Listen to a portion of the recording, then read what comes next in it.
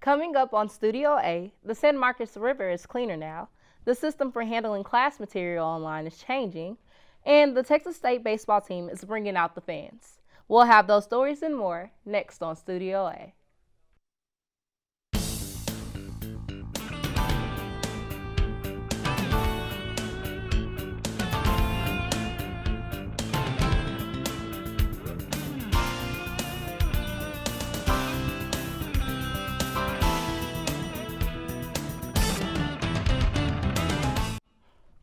Thank you for joining us. I'm OPJ Ioba, and with me today are Michael Rivera, Riley Chestnut, Logan Harris, and Ivy Guerra. Let's get to the news. The San Marcos River runs right through the heart of our community, and with an ever-increasing population, the river is under continuous threat of pollution. But many San Marcos residents are working to keep the water clean. Blake Lang has the story. The Great Texas River Cleanup takes place on the first Saturday in March each year and calls upon volunteers to clean not only the river areas, but parks and neighborhoods in San Marcos.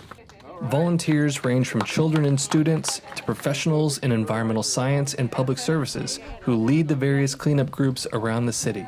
I want to make sure that I can help out my community and try to get a lot of that trash and stuff out of our waterways, stuff that can get into the river and, cause damage to wildlife habitats, degrade our water quality and all that kind of stuff. So, after storms, water in areas away from the river feed into the Edwards Aquifer, as well as smaller creek systems that ultimately lead to the larger rivers in and around San Marcos. So it's just as important to clean trash from these areas as it is to clean in the river. Last year, 700 cleanup volunteers collected 261 bags of trash, 63 bags of recycling, and 77 tires for a total of 9,050 pounds of waste.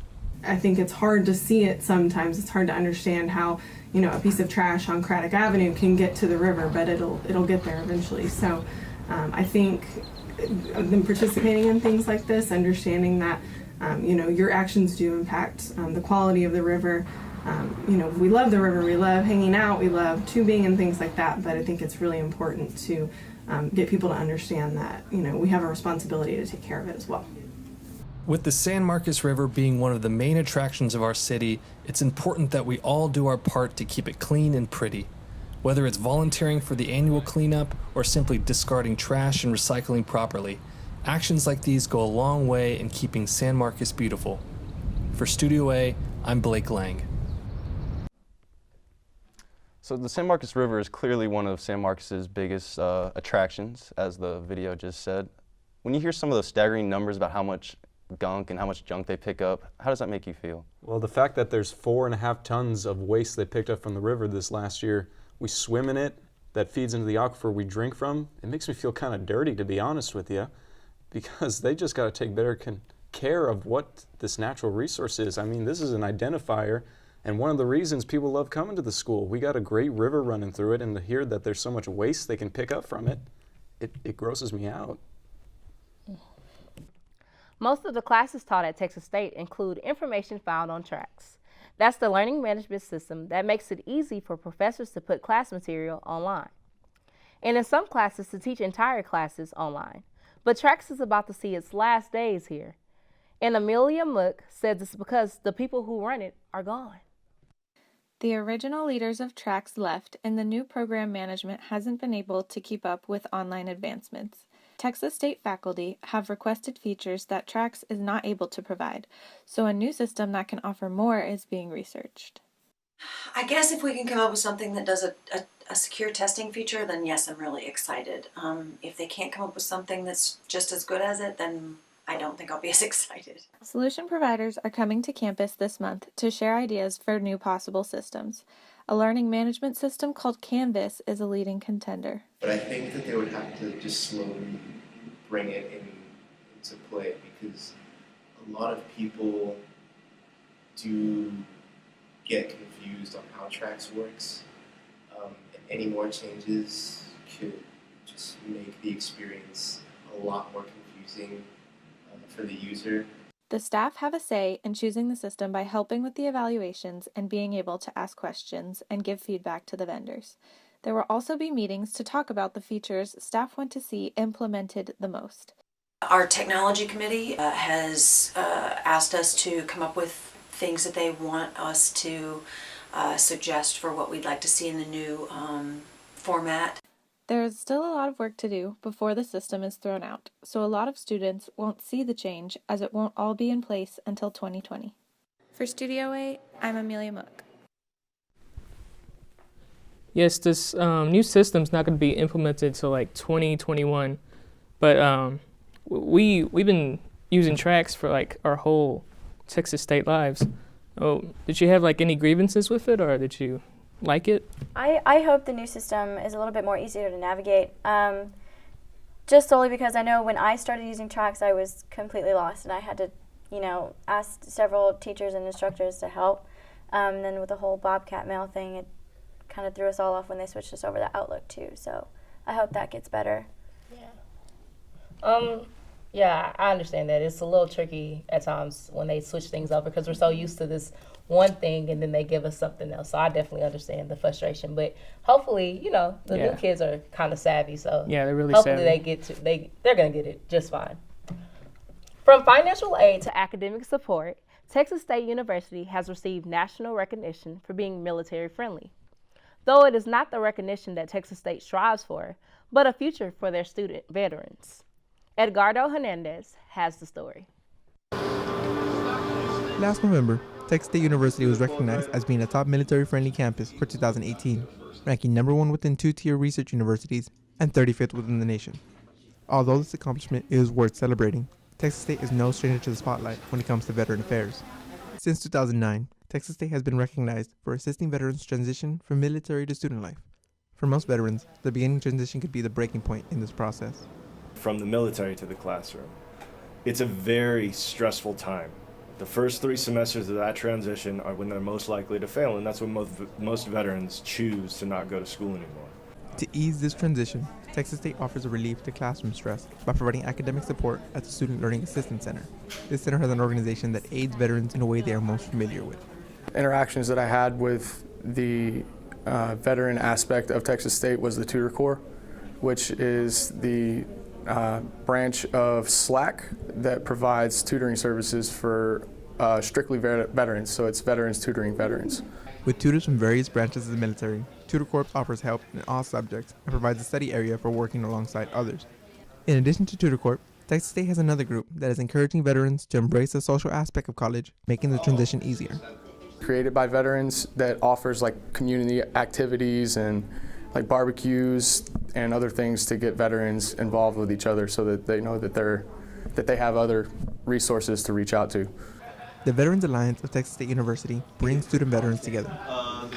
Their goal is to support and inform student veterans on resources available that will aid their transition into college and guide them to graduation. The recognition is fantastic. It lets people know that we're paying attention and we're really trying to support our veterans.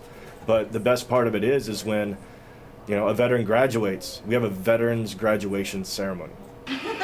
Here at Texas State lies proof that there is more than one way to serve your country. For Studio A, this is Edgardo Hernandez. So, Michael, you did photog for this story. Yes. Just what is it like for these veterans to have to go through the process of adjusting from military life to becoming a student? It's pretty overwhelming for them in their first 2 semesters. They don't know where anything is really. And they just, most of them drop out within 1 year. But the way TK, the person I interviewed, he's doing his best to help them get some internships and show them everything around campus, like Derek and all that. I mean, can you imagine? These are people who have been in some of the most dangerous situations possible, and they have such a hard time doing something that we consider mundane, just becoming a student. I can't imagine the pressure they're under. Yeah, well, but good job for them for even wanting to come back to school, and get their education. Mm-hmm. It just shows that our veterans are actually superheroes, Mm-hmm.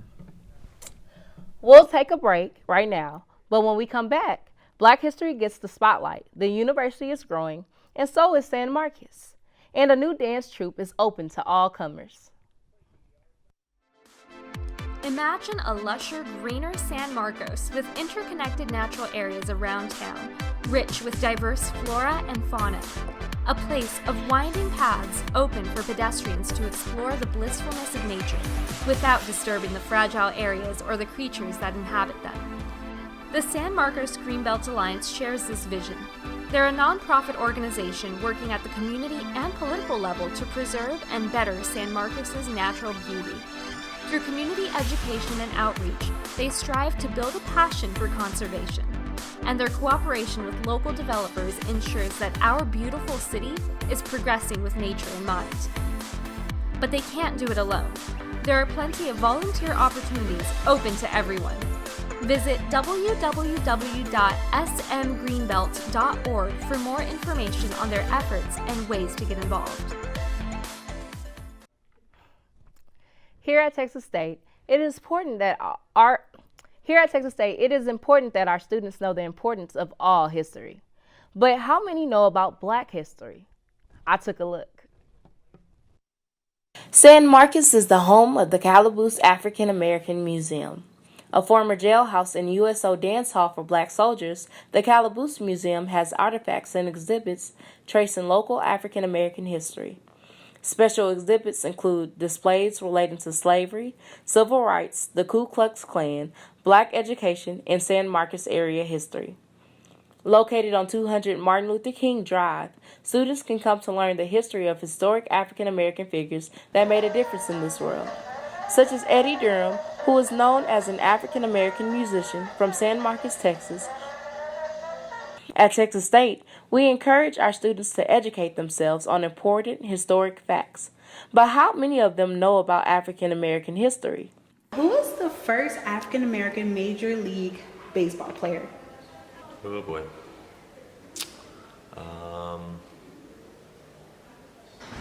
Like I know nothing about baseball. I want to say Babe Ruth, but I could be wrong.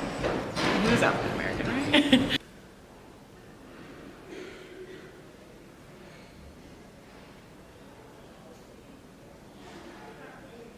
That would be Jackie Robinson. Correct.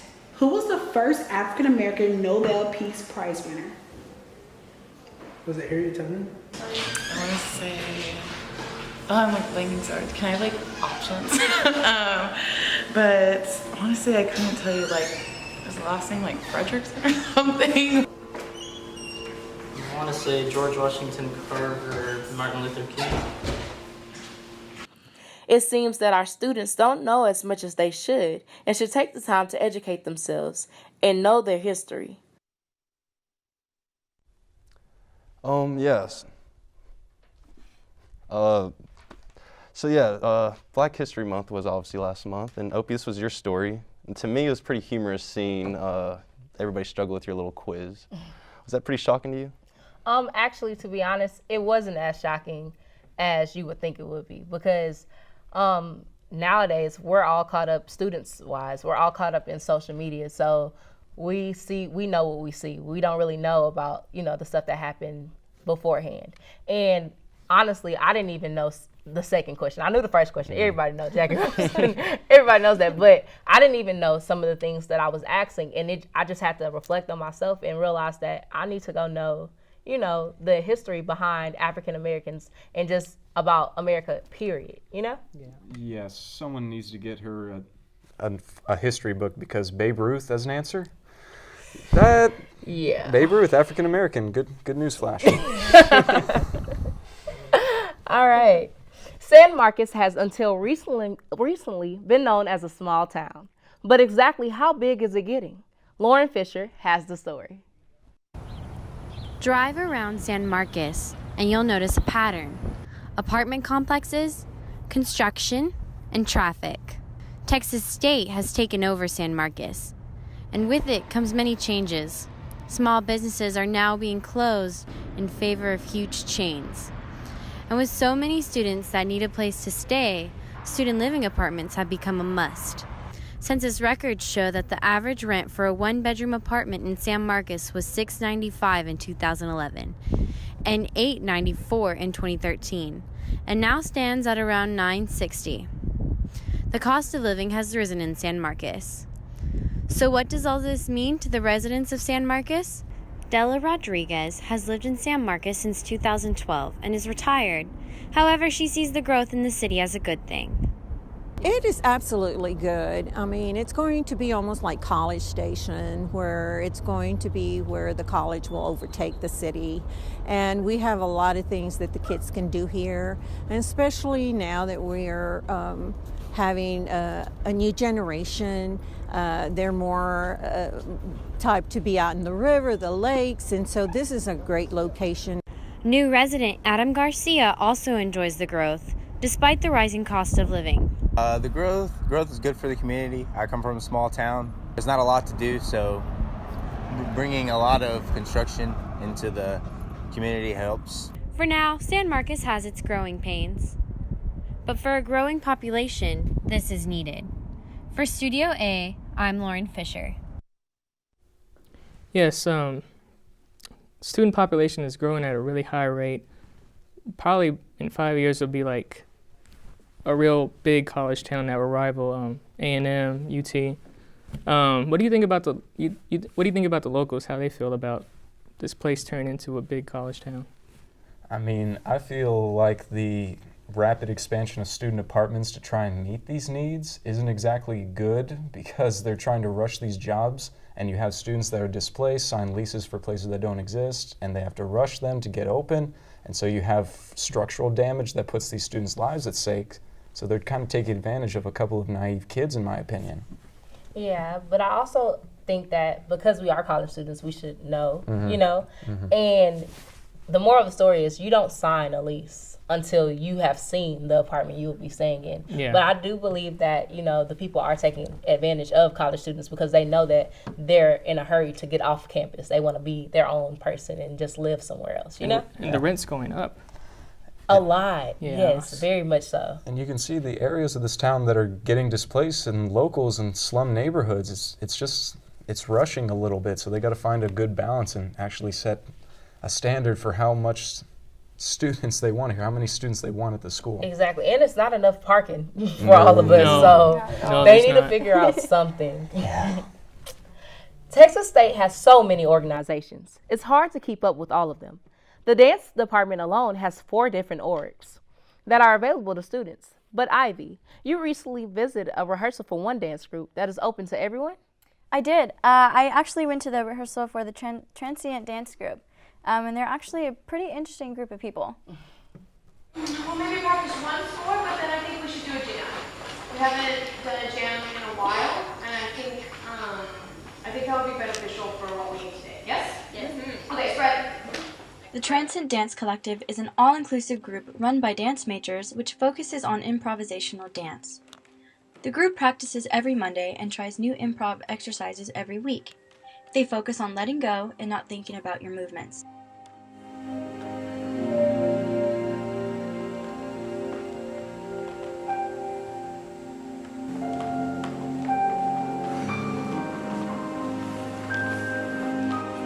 I feel like we're a lot more laid back, and we just get to have a little bit more genuine fun, and we get to know each other, and we just get to goof off and get to, you know, do contact and just be weird.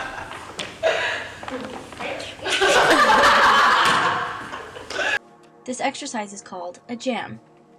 Dancers stand around the edge of a taped out area on the floor and enter once they're ready to improv. It can vary from statue-like poses to partnering up.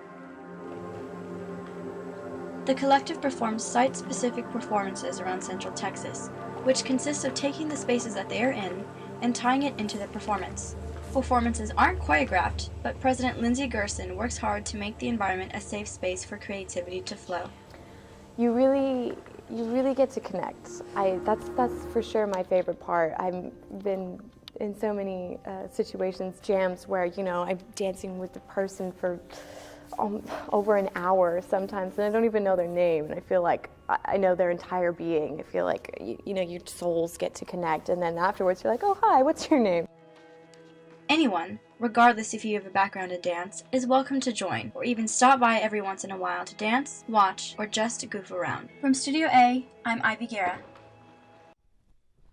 So, When I went to this rehearsal, it was just absolutely amazing. The vibe there was so warm and it was very welcoming. And I thought it was really awesome that they're opening their, dance sessions and stuff to newcomers and just people that don't even have experience in dance. Yeah, it makes me feel really good because naturally my moves don't require any pre-planning. And so to learn someone else's rhythms when you go out there, dance with new people, it's very nerve-wracking and you step on toes.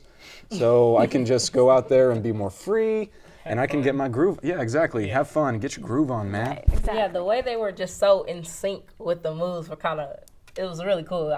Look, I can't really dance like that, so it never works out how I wanted to. But, well, we're starting to see the signs. Spring is right around the corner, and that means baseball. We'll take a look at the Bobcat team and its fans right after this.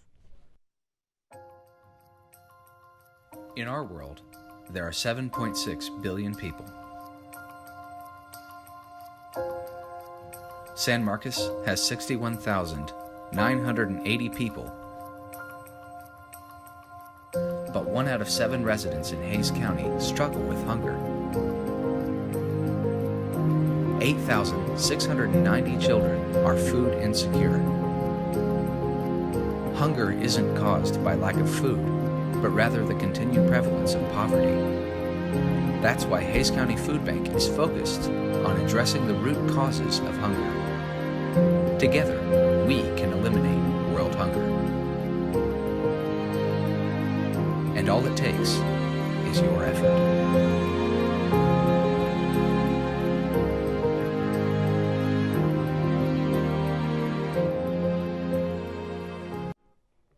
When a poll from ESPN declares Texas State to have the unhappiest college football fans, it's safe to say the school spirit can be in short supply due to a trickle-down effect.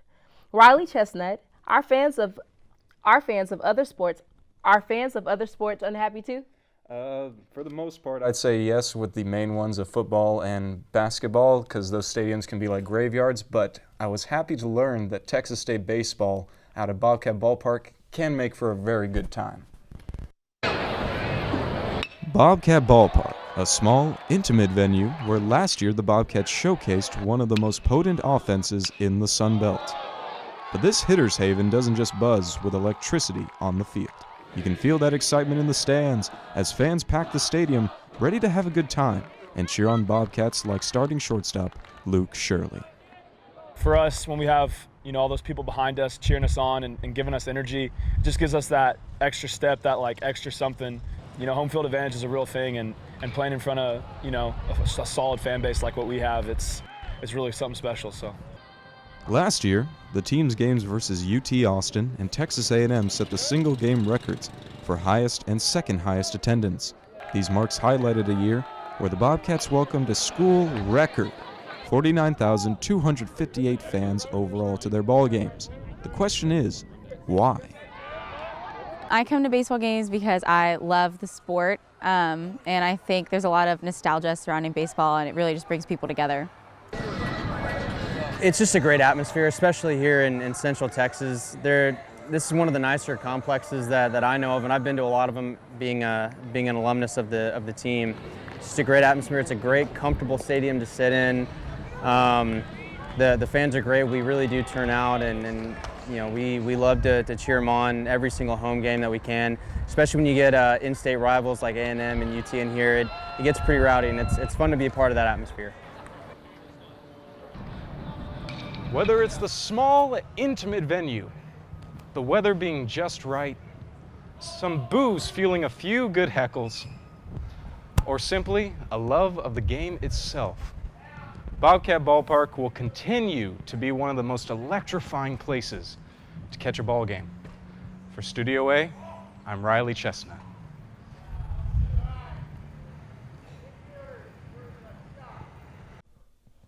So Riley, how was it going to the baseball games and seeing the fans and their reactions? I mean, when we got to go for the Oklahoma State series to open the season, it was an incredible atmosphere. People were jumping around, having a good time. They love to heckle the players above the dugout, which is kind of the beauty of it because they have a real small venue compared to Bobcat Stadium, the biggest graveyard in the state of Texas, and then Strahan Coliseum.